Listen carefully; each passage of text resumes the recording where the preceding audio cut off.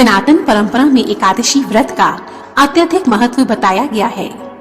माघ शीर्ष मास के कृष्ण पक्ष में आने वाली एकादशी को उत्पन्ना एकादशी कहा जाता है। ऐसी मान्यता है कि इसी दिन देवी एकादशी का जन्म हुआ था। इसी कारण इस व्रत को करने वाला साधक दिव्य फल प्राप्त करता है। शास्त्रों के अनुसार जो भी व्यक्ति श्रद्धा भाव से इस दिन भगवान विष्णु के साथ देवी एकादशी की पूजा करता है, उसकी सभी मनोकामनाएं पूर्ण होती हैं और अंत में वह सभी सुखों को भोगता हुआ मोक्ष को प्राप्त करता है। ऐसी मान्यता है कि जो फल अश्वमेध यज्ञ, कठिन तपस्या और तीर्थ स्थान इत्यादि से प्राप्त होता है, वही फल उत्पन्ना एकादशी के दिन विधि पूर्वक व्रत करने से सहज ही प्राप्त हो जाता है। हजारों यज्ञों से भी अधिक उत्पन्ना एकादशी व्रत का फल माना गया है। आइए अब हम सुनते हैं उत्पन्ना एकादशी व्रत की सुंदर कथा। एक समय सूत जी ने कहा, हे ऋषियों, उत्पन्ना एकादशी व्रत का वृत्तांत और उसकी उत्पत्ति की कथा प्राचीन काल में भगवान श्री कृष्ण ने अपने परम भक्त युधिष्ठिर से कही थी। वही कथा अब मैं तुमसे कहता हूँ।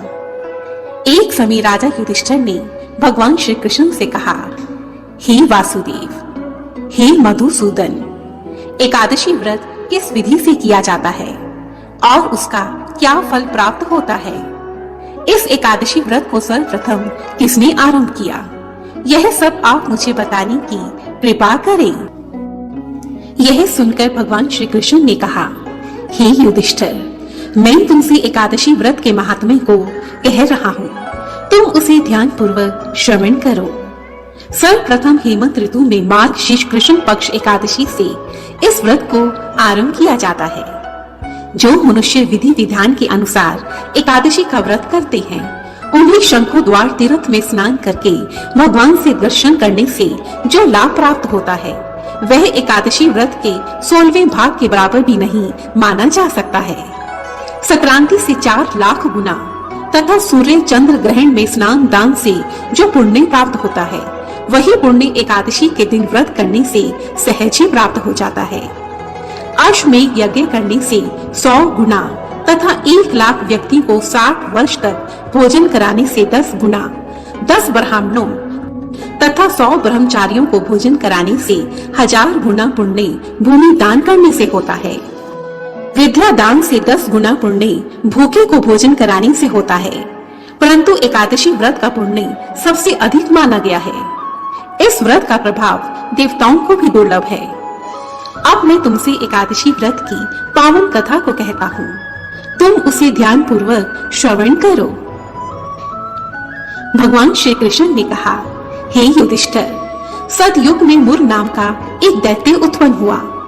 वह दैत्य बहुत ही बलवान और भयानक था। उस प्रचंड दैत्य ने इंद्र, आदित्य, वसु, वायु, अग्नि इत्यादि सभी देवताओं को पराजित करके भगा दिया था। तब इंद्र आदि सभी देवताओं ने भयभीत होकर भगवान शिव से सारा वृत्तांत कहा और बोले, हे कैलाशपति, मुर दैत्य से भयभीत होकर सभी देवता मृत्यु लोक में मारे मारे फिर रहे हैं। यह सुनकर भगवान शिव ने कहा, हे देवताओं, तीनों लोकों के स्वामी, तुम भक्तों के दुखों का नाश करने वाले भगवान विष्णु की शरण में जाओ। वह ही तुम्हारे दुखों को दूर कर सकते हैं। भगवान शिव के ऐसे वचन सुनकर सभी देवता क्षीर सागर में जा पहुँचे। वहाँ क्षीर सागर में भगवान को शयन करते हुए देखकर वे देवता हाथ जोड़कर उनकी स्तुति करने लगे। हे देवों के देव श्री हरि, आपको बारंबार नमस्कार है। देवताओं की रक्षा करने वाले हे मधुसूदन, आपको हम नमस्कार करते हैं। आप हमारी रक्षा कीजिए। दानवों से भयभीत होकर हम सब आपकी शरण में आए हैं। आप ही इस संसार के कर्ता धर्ता, पालन करता और माता पिता हैं। आप सबको शांति प्रदान करने वाले हैं। आकाश और पाताल भी आप ही हैं। सबके पितामह ब्रह्मा, सूर्य, चंद्र, अग्नि, सामग्री, होम, आहुति, मंत्र और तंत्र, यज्ञ, कर्म, कर्ता तथा भोक्ता भी आप ही हैं। आप ही सर्वव्यापक है। हे भगवान, देवताओं ने हम पर विजय प्राप्त कर ली है और हमें स्वर्ग से निकाल दिया है। इस कारण हम सभी देवता इधर उधर मारे मारे फिर रहे हैं। हे भगवान, आप हम सब की उन दैत्यों से रक्षा कीजिए। देवताओं के ऐसे वचन सुनकर भगवान विष्णु ने कहा, हे देवताओं, ऐसा मायावी दैत्य कौन है जिसने सभी देवताओं को जीत लिया है? उसका क्या नाम है? उसमें कितना बल है और किसके आश्रम में वह है तथा उसका स्थान कहाँ है? यह सब तुम मुझे बताने की कृपा करो। भगवान श्री हरि के ऐसे वचन सुनकर इंद्रदेव ने कहा, हे भगवान, प्राचीन समय में एक नाड़ी जंग राक्षस हुए थे। उसके महापराक्रमी और लोक विख्यात मुर नाम का एक पुत्र पैदा हुआ। उसकी चंद्रावती नाम की एक नगरी है। उसी ने सभी देवताओं को स्वर्ग से निकाल दिया है और वहां अपना अधिकार जमा लिया है। उसने इंद्र, अग्नि, वरुण, यम, वायु, ईश, चंद्रमा इत्यादि सभी के स्थान पर अपना अधिकार कर लिया है। हे असुर निकंदन, उस दुष्ट को मारकर आप सभी देवताओं को अजय बनाइए। इंद्र के ऐसे वचन सुनकर भगवान ने कहा, हे देवताओं, मैं शीघ्र ही उसका संहार करूंगा। तुम सब चंद्रावती नगरी में जाओ। इस प्रकार कहकर भगवान सहित सभी देवताओं ने चंद्रावती नगरी की ओर प्रस्थान किया। उस समय दैत्य मुर सेना सहित युद्ध भूमि में गरज रहा था। उसकी भयानक गर्जना सुनकर सभी देवता भय के मारे चारों दिशाओं में भागने लगे। जब भगवान श्री हरि रणभूमि में आए तो सभी दैत्य उन पर भी अस्त्र, शस्त्र और आयुध लेकर दौड़े। तब भगवान श्री हरि ने उन्हें सर्प के समान अपनी बाणों से बींध डाला।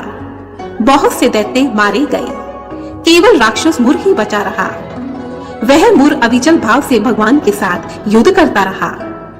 भगवान जो भी तीक्ष्ण बाण चलाते थे वह उसके लिए पुष्प सिद्ध हो जाता था।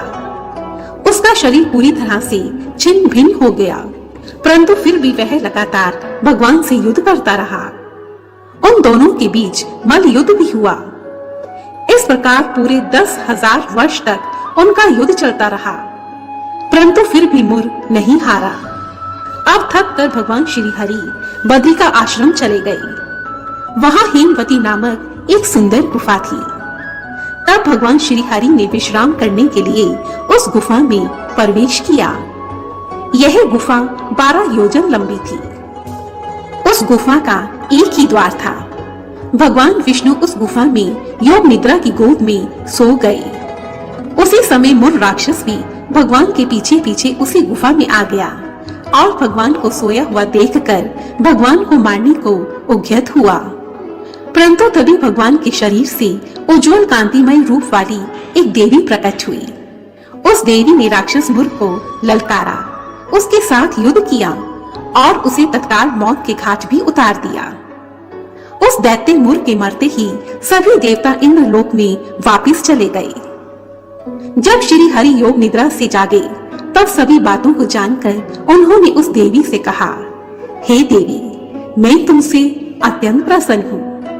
आप आज एकादशी के दिन उत्पन्न हुई हो, अतः मैं तुम्हें वर प्रदान करता हूँ कि आप इस जगत में उत्पन्ना एकादशी के नाम से पूजी जाएंगी।